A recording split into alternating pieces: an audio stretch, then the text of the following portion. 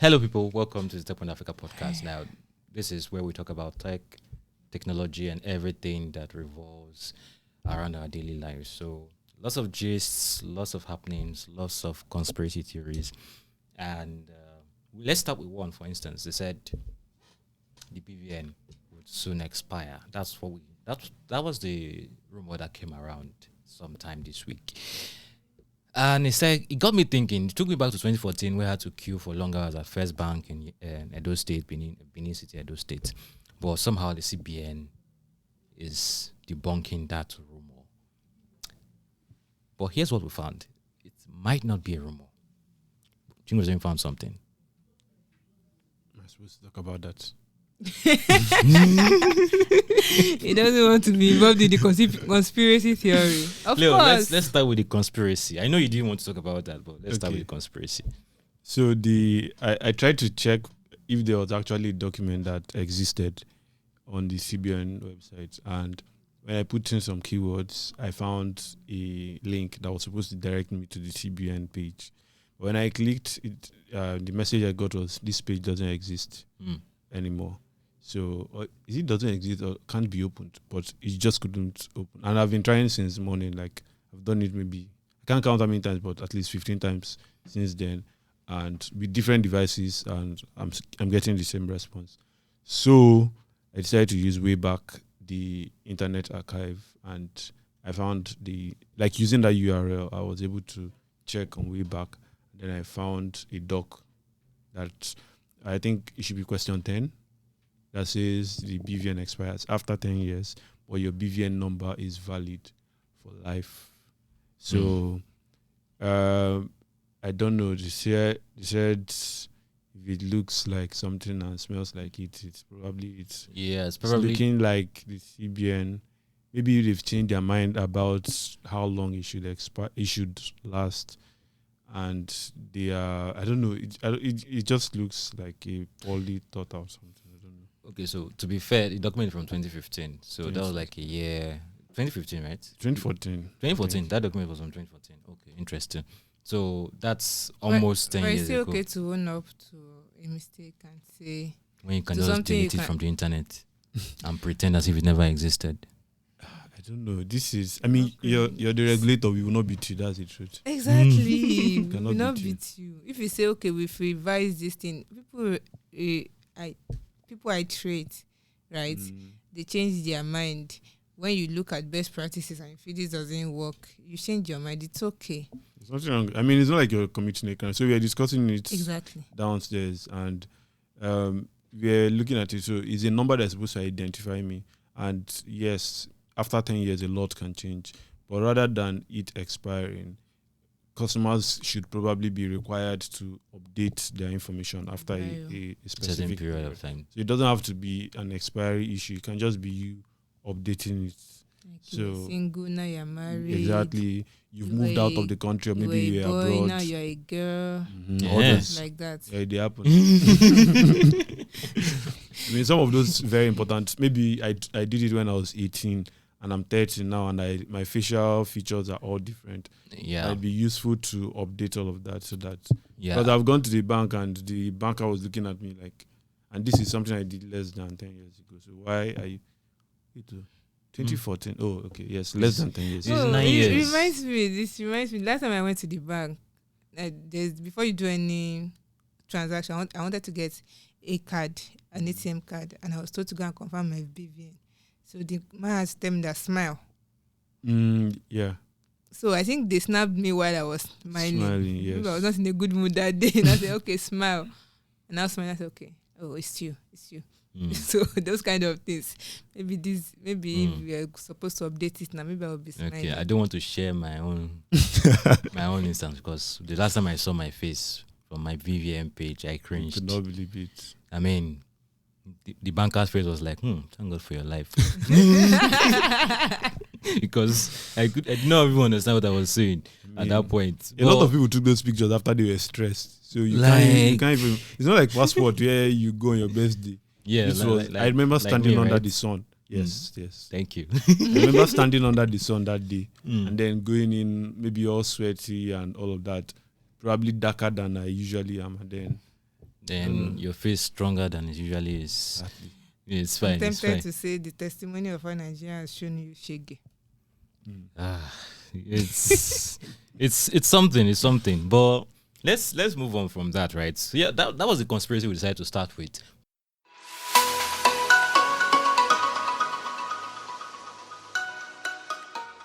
Something interesting always happens in African policy space, and two countries I've been following closely since I joined Techpoint: Kenya and Nigeria.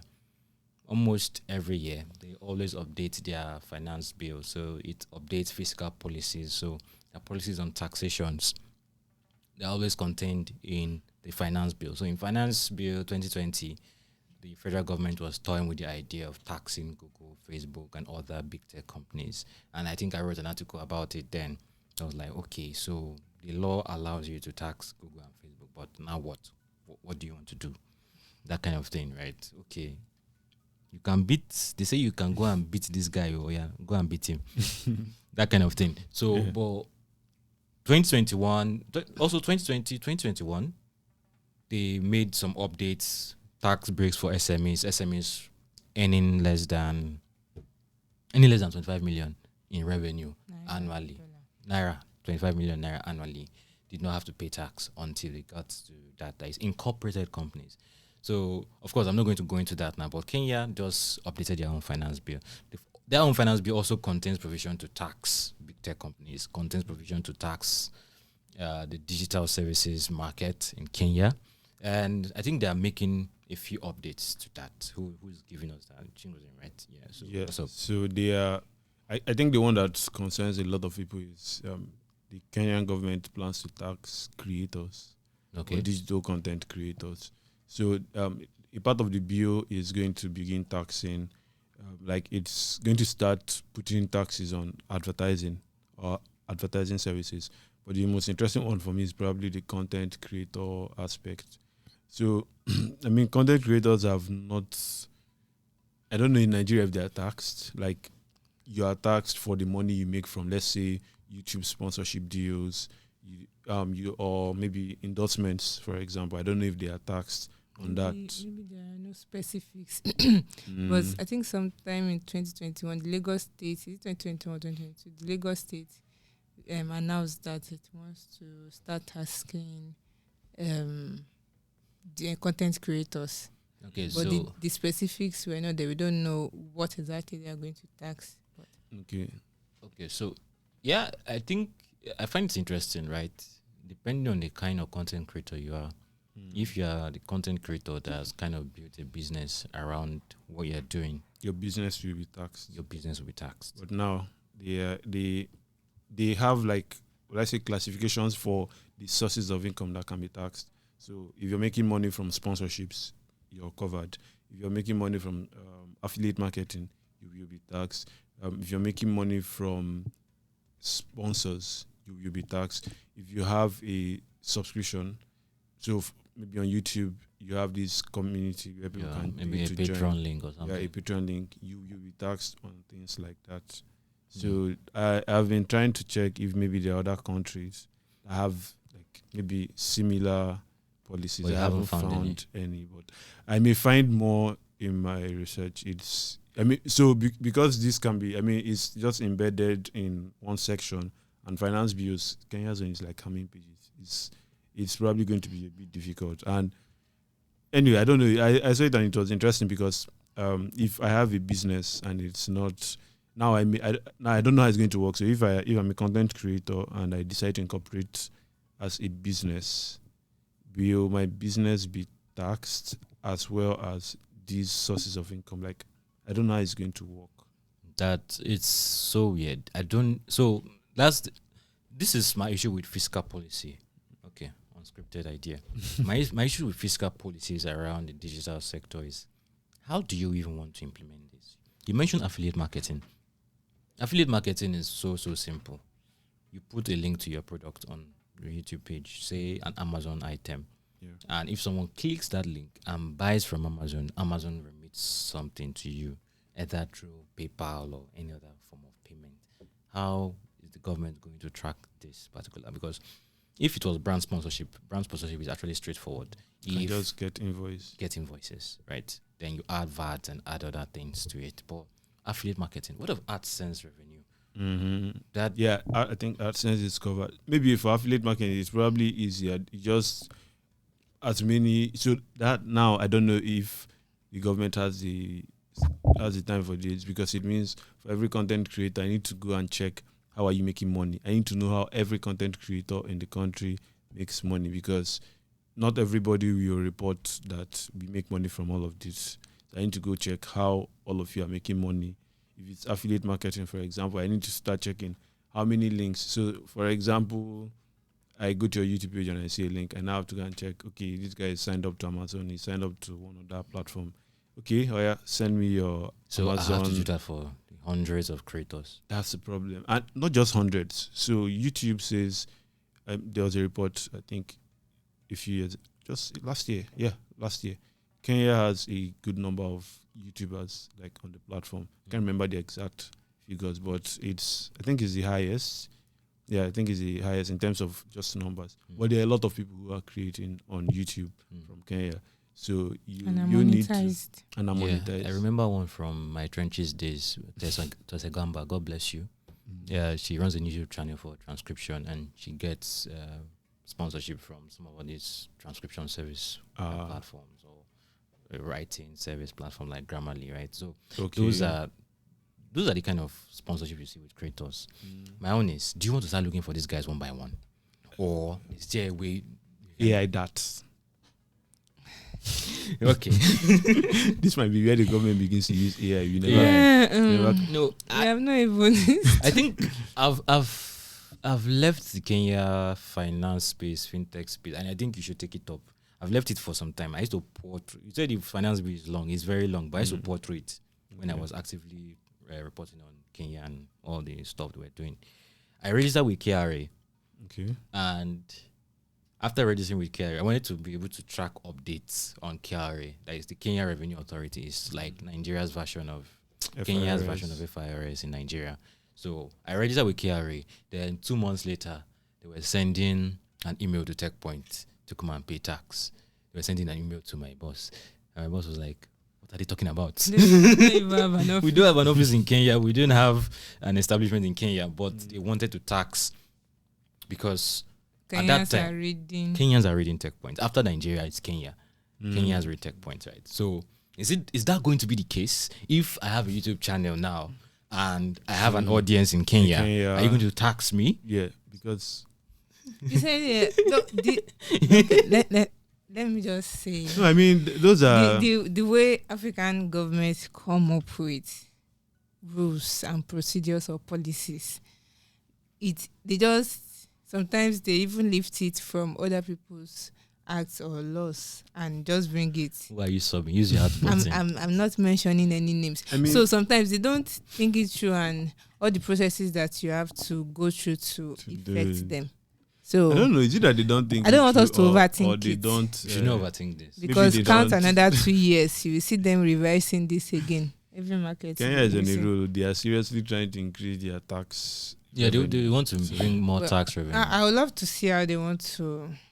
And depending on how it goes, you could set is it standard now or benchmark for other people to. So let me run over this. Call me this layman who doesn't understand how fiscal stuff works. But my understanding of tax is like a contractual obligation. I pay my tax, and there are some obligations that you are supposed to deliver to me. Basic stuff, right? I'm not asking for arm and a leg. Healthcare, for instance, very basic. Roads, for instance, very, very basic stuff. Security, very basic. But it always seems like most African governments and even some intellectuals want us to pay our tax and not complain. Yeah. And just watch them do whatever they like. So in Kenya, in Nigeria, in Ghana, wherever you are, if you are paying your tax, you want to see. I'm meant to see returns, right? Yes, you should actually pay your tax regardless. It's your statutory obligation. Exactly. 2 wrongs do not make a right. But is there a system to actually hold the government accountable for what they do with taxpayer revenue? Because there are many systems that no, this is interesting, right? If FRS is coming up with a lot of technologies to try and help track taxation, right? They don't want. We've not received love letter anywhere. Oh, don't worry. No, it's a crazy thing. See, MTN and some of those other guys are one of the biggest taxpayers, right? The telcos. They actually want. They don't even want to rely on what MTN is reporting to them or Airtel is reporting to them. They want to actually integrate their system into MTN's system so that they're tracking the revenue in real time. You don't feel like giving. You don't feel like okay. Is there anything that we can use to track how you are spending taxpayer money? Accountability should go both ways, isn't it? All right. All right. Unfortunately, they call the shots. They call the shots, right? It's fine. So, yeah, this is my opinion. It does not reflect anything on Techpoint or any other person associated with Techpoint. It's my own opinion. Come and look for me. Or anyone associated with him too. But you can also look for them because they're the one that brought the story. And our script writer, so she's the one that wrote the story on the podcast. Her name is Gracious. Yes. She's fair. Don't worry, once you go to the website, you'll find it. Congratulations from Techpoint. How many? Please. So, talking about accountability, right? Last week, we heard that Treepz was pivoting. Treepz is this Nigerian startup that started as a bus hailing company. So, I've always found the concept of bus hailing as very, very, very, very interesting. I've always found the concept. And it looks like some companies have found a way to make it work. Short last, but Treepz looks to be pivoting away from that model, and you were being dragged last week. So give us the lowdown on that. Okay, so I think we'll start from the pivoting aspect. So, like you said, they are moving from bus hailing to a car sharing model. So car sharing is like car rentals basically. But imagine you have a car, and I have a website or an app or something, and you list your car on my website, and Emmanuel is coming into Lagos for 7 days, and he just comes here, he sees your car, and he hires it and uses it. So for Treepz, I spoke with Onyeka, the CEO, and he said, Onyeka Kuma, and he said they've been testing something like this for more than 18 months with their B2B partners. So they provide buses. So a lot of companies want to transport their employees. So they've been testing it with these guys, and they've seen that it's generated a lot more revenue than actual bus hailing for them. So according to him, the catch was that these guys didn't have to rent. They didn't have to buy the buses. They could just rent. So it generated more money. So having seen it working for the B2B customers, they decided to try it out for the B2C customers. So what we saw last week was the launch of the B2C aspect of that business. So now you can start with your questions. Okay. Nifemi, your questions. Car sharing. Car sharing. What the hell was car sharing? But go on, please. Sorry. So I don't know what's wrong with my voice. Car sharing, right? Reminds me of a startup that we found out that shut down. Each, right? Because Onome, you remember? That was the model, car sharing, and not necessarily. So each was more carpooling than car sharing. Yeah. So I think you should explain. That's see what I was talking about in the how different car sharing, car rental. So the thing is, car rental is like the umbrella term for where car sharing falls under. So if you check your dictionary, you see car sharing like what your parents did, or hopefully they did when you were kids, where they would drive.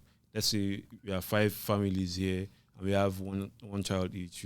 One person will drive all the kids to school. Like you just share one car instead of everybody going. That's what you probably see as a dictionary definition. But the business guys will define it as: I have a car, and I have a car, and my office is just down the road. So I don't drive it always, and it's lying there. So I list it on a platform, or I put it on. I list it on a platform, and whenever someone needs a car, they hire a car. It could be it's usually hourly. So unlike rentals where I can get into Lagos and rent a car for maybe a week. This is usually hourly. So if you check the Treepz app, for example, you're going to see per day, like the prices are put there per day. So you go on the app, you choose a car, maybe a Toyota Camry, and then you drive it away. So carpooling now is we are all working in Ikeja, and we live at Surulere. So all of us will go with one person's car. So that's like the difference. No, okay. Now it's clear. I think what comes to my mind is the security concerns. Okay. Or before that, the protection on my asset if I'm listing my car on the platform. So we do not, our trust level in Africa, especially to tech solutions, is very low, very, very low. And this is kind of skepticism that will arise whenever we think of solutions like this. Who protects the asset? Okay. Is it insured? So typically, that's what happens. Like, you insure that vehicle. Like the service provider insures the vehicle. So if anything happens, it's on them. Like, maybe the car is damaged, it's stolen or something like that. It's usually on them. But interestingly, I saw I can't remember the name of the company, but it's in the same business, but in South Africa, and they shut down briefly. But when I checked the website, there's a message there saying we're shutting down because we've had issues with insurance, and it had me thinking, if these guys have these issues, yes, there aren't a lot of car rental or car sharing guys on the continent, but could it be a major problem that anybody would face? But yeah, it's not clear. So when I was trying to check, the car sharing industry is still growing. It's not like something I think carpooling is more popular for Africans than car sharing. I think I would love to see how successful it can get, right? But I feel whenever a business is high risk, it should be high returns. How much are they planning to make from this business? Nobody knows how much they will make. How much for maybe per hour? Per hour, 30,000 naira. Per hour? Sorry, not per hour. Per day, 30,000 naira per day. Okay, so I'm imagining, let's say I want to do Uber. I rent a car from Treepz. I use it to do Uber throughout the day. Will I be able to make 30,000 naira? I'm just thinking out here. Side hustle thoughts. Maybe if I can be doing Uber on Saturday. Well, you can't register it. You can't register another person's car on Uber. Yes. Angle. And you can't get the same car every time you go to the platform for car sharing. So okay, so just normal taxi. Oh God, this guy is criminal minded. Nobody's restricting what you can do with the car. But that's the thing, right? No, by the time I'm going to use it to do Uber, the wear on the vehicle is different from someone who will just say, okay, I need live this to navigate around or for mobility. So those are the challenges. So the concerns. In a case like this, like you mentioned, I don't think it's a venture level business. I don't think it is, because investors know why they invest in fintech. Fintech can give you mad returns. Like, look at the numbers that Team Apt or MoneyPoint declares every few months is insane. Easy to No, like even for let's leave them. Look at the smaller ones who are telling you that they're processing about $1 million monthly. Right, it's still not like Team Apt level, but it shows you that there's some potential here. But for car sharing, a lot of the things I'm looking at is you need, like what Treepz is trying to do is that they're building the tech platform. So if I'm getting into South Africa, a car rental platform can just upload cars to Treepz in South Africa, and people can rent out the cars. But I'm looking at it, you make 30,000 naira on all of this. But for you to actually have a serious business, you have to insure these vehicles. If you insure these vehicles, yes, we have these like pay as you use insurance. But even if you use that and it's significantly cheaper, you'll be using a significant part of your money to do that. Who is taking care of fuel in the vehicle, right, for the entire time? Am I taking care of it? If I'm taking care of fueling the vehicle, then yes, it's fine. It's the person that comes to rent the car. You want to drive it. So what happens in a case where I total the car? Who bears? So like, especially the insurance, it could.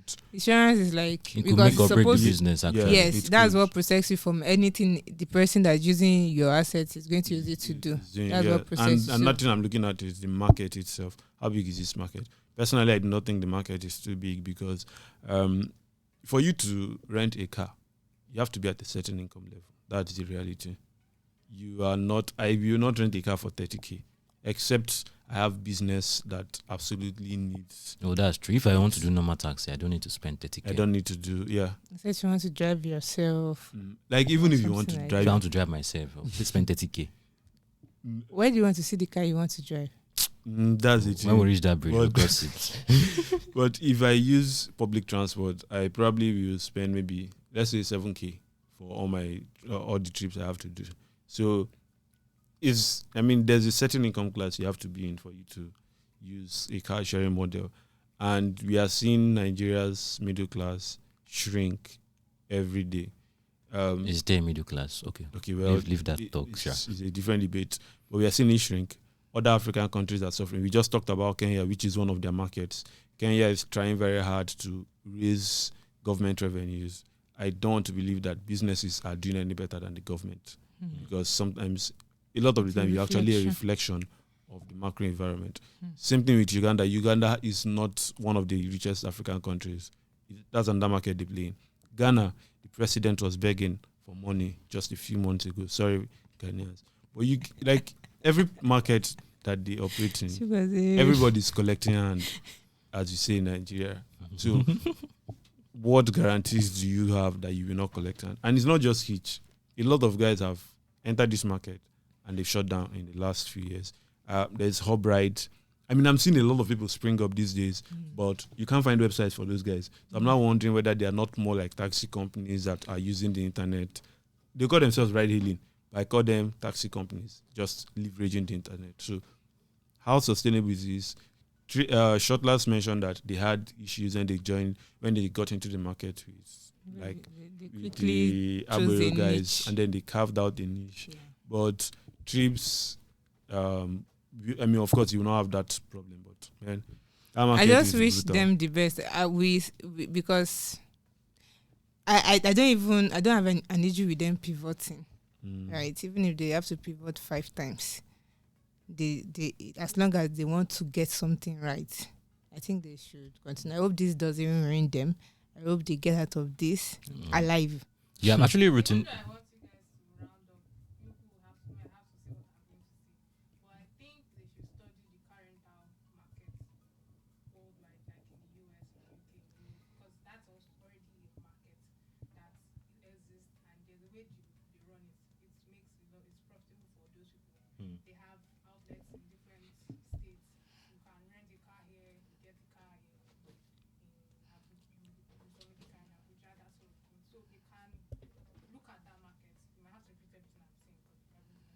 But then my counter to that is that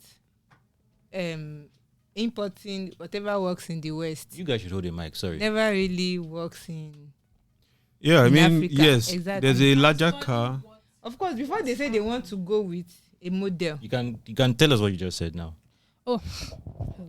So okay, so I said that they can study the car rental markets in other countries, like in the US, in Europe, all of those places. It's not a new thing. Car rental is not a new thing. It has been around for years.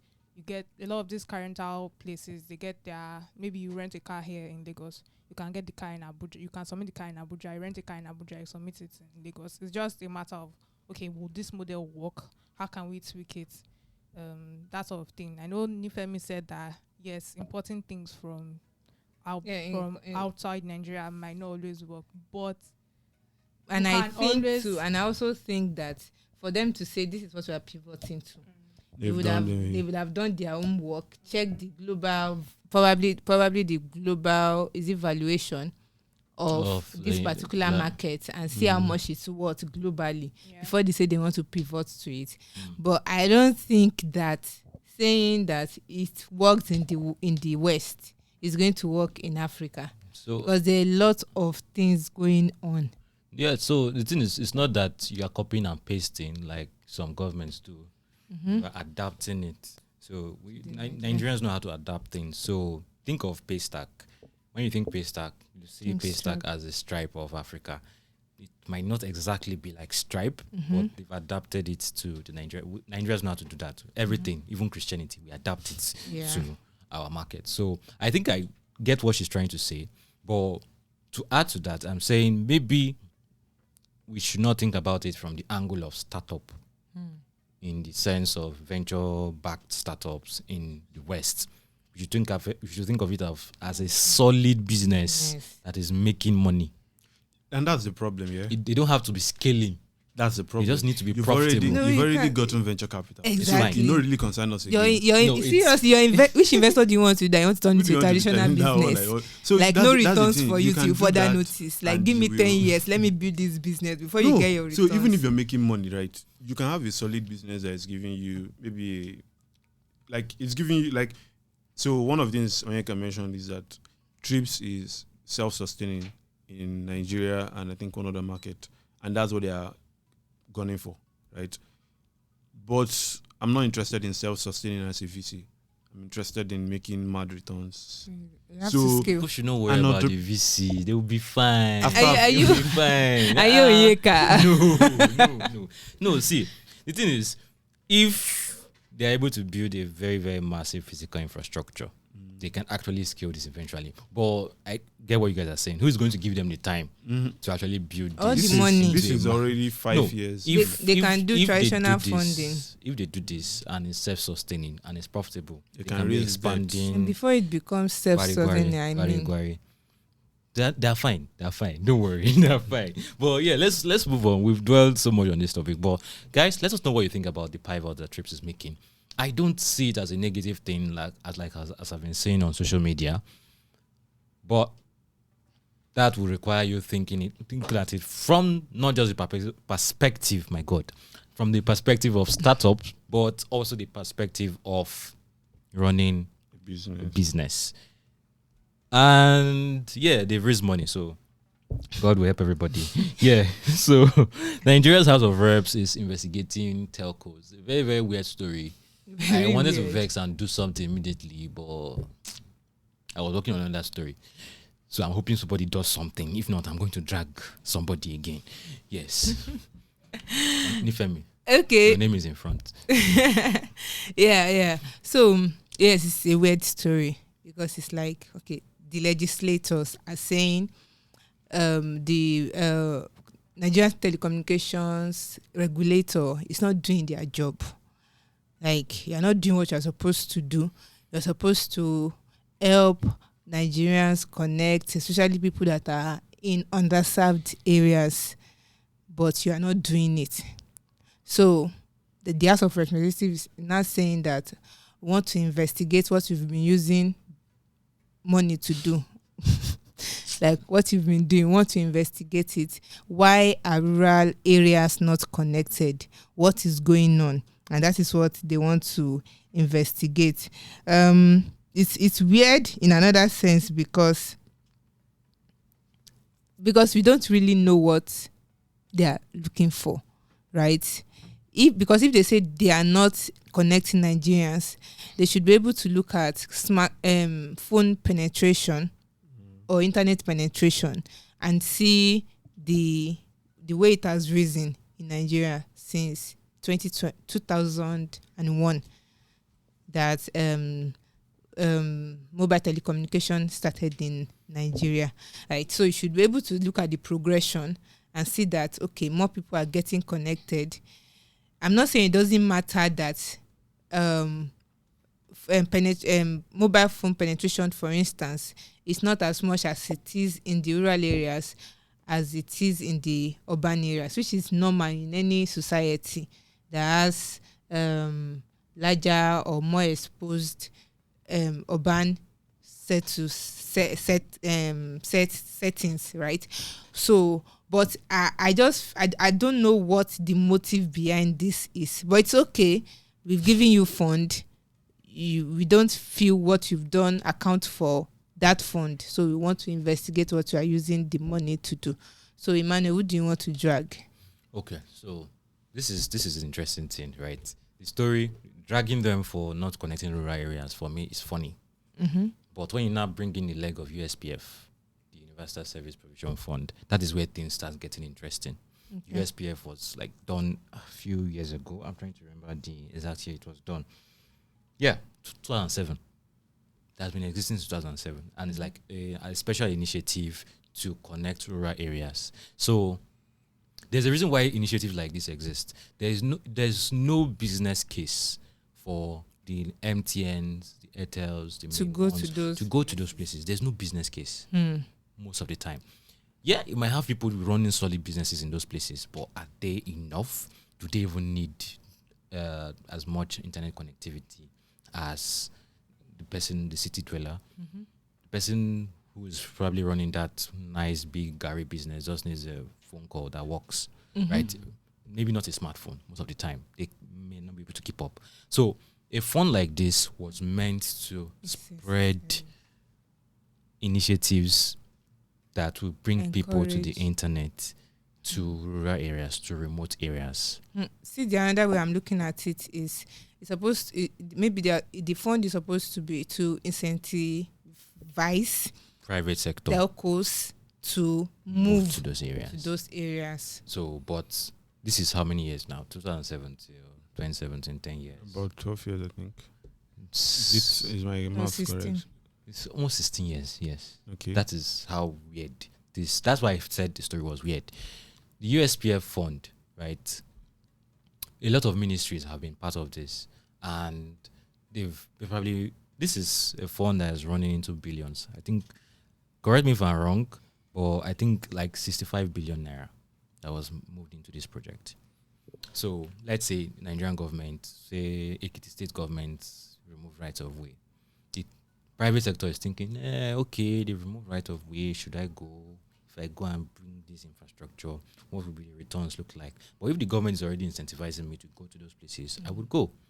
But most of the time, and I'm saying this from discussions with experts that I'm not privy to say in public, they don't want to be quoted. In this particular USPF fund, a lot of messy things happened. A lot of go and bring your money first. Something the fund that's supposed to help them. So, for instance, now like satellite companies, yeah, right? They're supposed to provide internet. They're supposed to rival Starlink, right? They're supposed to be like main benefactors of this fund. But are they giving them? Are these satellite companies accessing this fund? Right. Yeah. So yes, maybe you don't have enough money to give main one to lay fiber all the way to those rural areas, but those satellite internet companies, they're the ones that are supposed. Now I get it. Now I get Good. it. But then 16 years is like how many tenure? That's 4. 4 tenures. So what are you talking about? I'm trying to say that why have they not been keeping them accountable? That is not a question for us to answer. Yeah. Do you want us to look for somebody in the House of Reps so I can talk with? I don't mind because this is a going concern, as they call it. It's something you should like you do AGMs for companies. It's something that you should review every other year. Yeah. But now that you say you want to, in fact, the current director of NCC, Dambata, yeah. yes. How long has he been there? Since I can remember.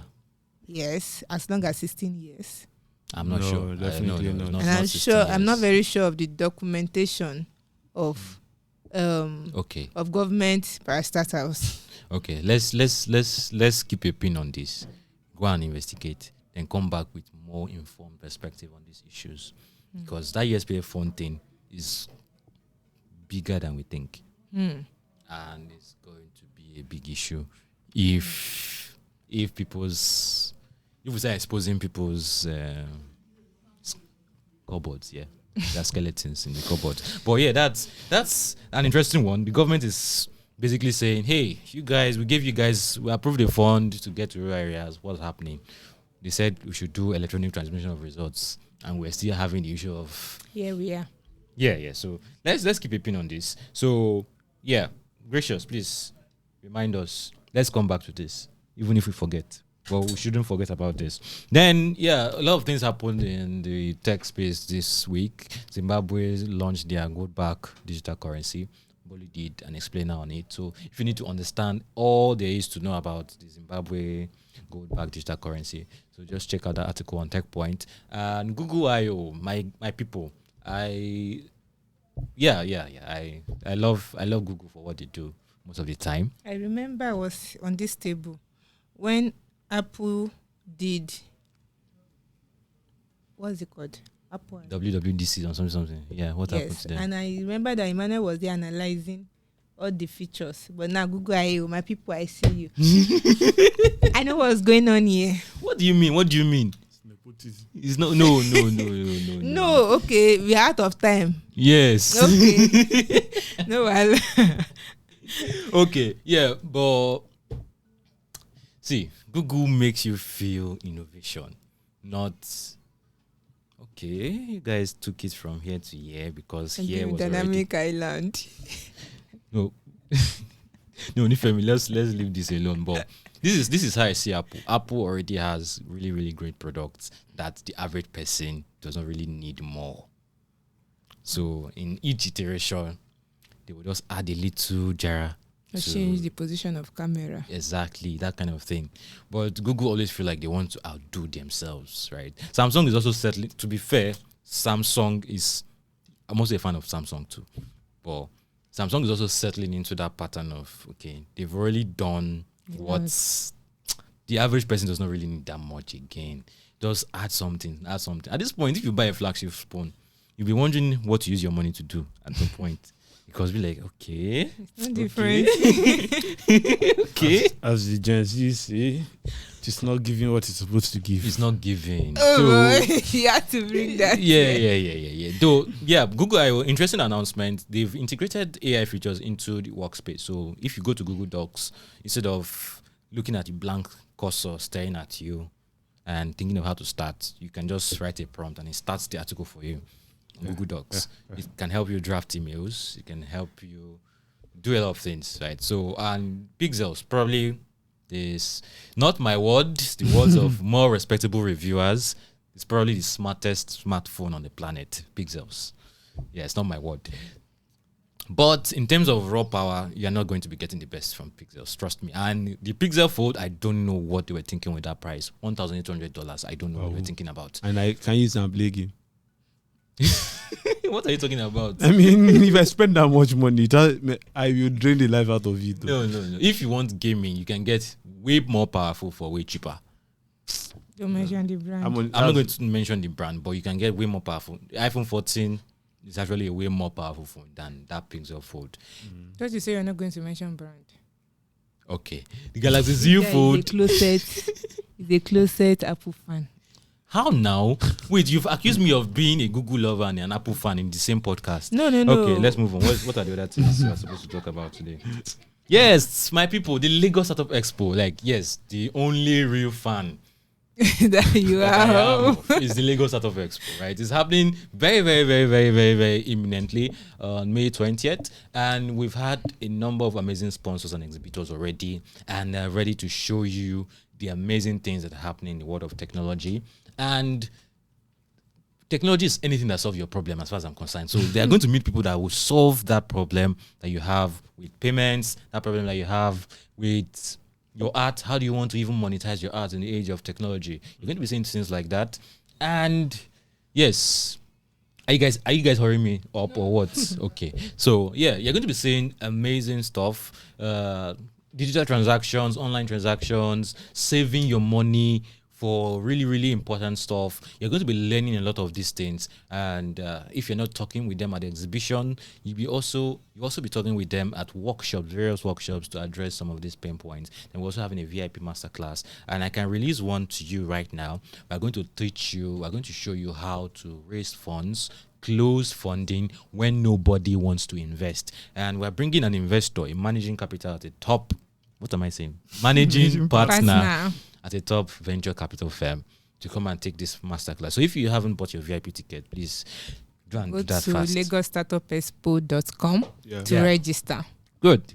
So shout out to all our major sponsors so far: Cartonic, Anchor, Cardify, Raknida, Grey, Art School, Maple Rad, Octa FS, Technic Technologies, and Identity Pass, and more of them are coming in. They are really, really big, even bigger guys. I want than to say something. All right. You will get a lot of merch.